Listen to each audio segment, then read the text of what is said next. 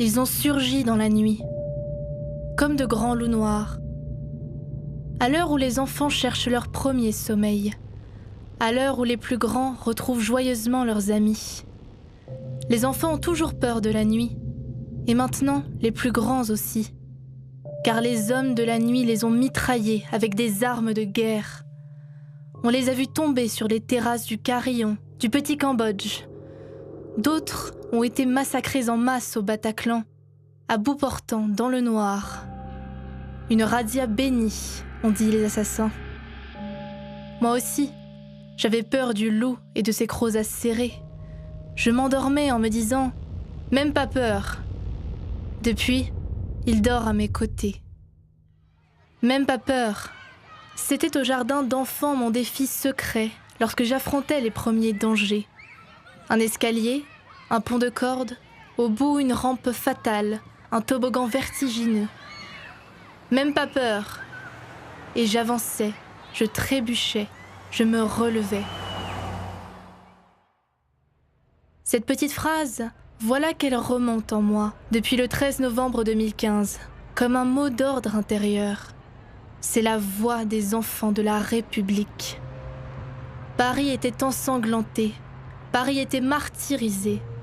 Le monde entier pleurait avec la ville lumière, la ville des lumières, qu'on a voulu rendre à la nuit. Même pas peur. Un petit refrain qui fait relever la tête d'un peuple. Déjà, quelques mois plus tôt, les attentats contre Charlie avaient sidéré la France. Comment pouvait-on mourir pour une caricature ? Aussitôt, les jours suivants, Voltaire redevenait un best-seller. On s'arrachait 120 000 exemplaires du traité sur la tolérance. Même pas peur, clamait-on dans les dîners en ville. On se presse de nouveau aux terrasses des cafés, au cinéma pour résister, dit-on, pour faire face. On peut sourire, bien sûr, de cet accès d'héroïsme enfantin. Mais il est vrai qu'une nouvelle fois, la flamme de nos valeurs universelles s'est rallumée, qu'elle a uni les vivants dans la mémoire des morts, lorsqu'ils sont venus se recueillir place de la République, tout près des lieux où les corps sont encore chauds. On n'avait pas vécu ça depuis les conflits de nos grands-parents, de nos ancêtres du siècle dernier. C'est la guerre. Le mot si longtemps tabou est sur toutes les lèvres. On montre du doigt l'ennemi djihadiste. Nos dirigeants ont enfilé la toge des orateurs romains, comme au temps où Rome affrontait Carthage. On entendrait presque la jonction de Caton l'Ancien, adaptée au péril du XXIe siècle. Delenda est Daesh. Il faut détruire Daesh. Depuis la rentrée du mois de janvier, des soldats armés de fusils d'assaut sont en faction devant le lycée. La guerre est entrée dans notre monde familier. Elle s'est insinuée dans nos consciences. On voudrait s'en prendre à nos enfants, à nos écoles. Cette bouillie de mécréance, disent-ils.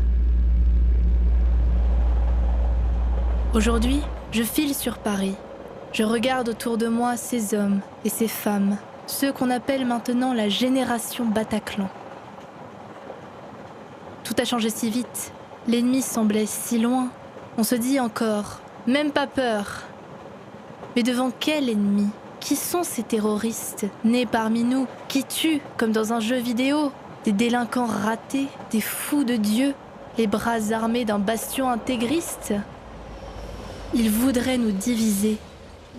Ils échoueront. Même pas peur. Une petite phrase pour affronter la haine. Défendre la vie. Je m'approche de Paris. Le ciel d'hiver est encore bleu. Quelques vers d'un poème d'Aragon m'accompagnent jusqu'à ma destination. Quel temps sans mémoire. On ne sait plus comment voir. C'est un temps contre nature, un temps à rire et à courir, un temps à ne pas mourir, un temps à craindre le pire. Il fait beau, comme jamais.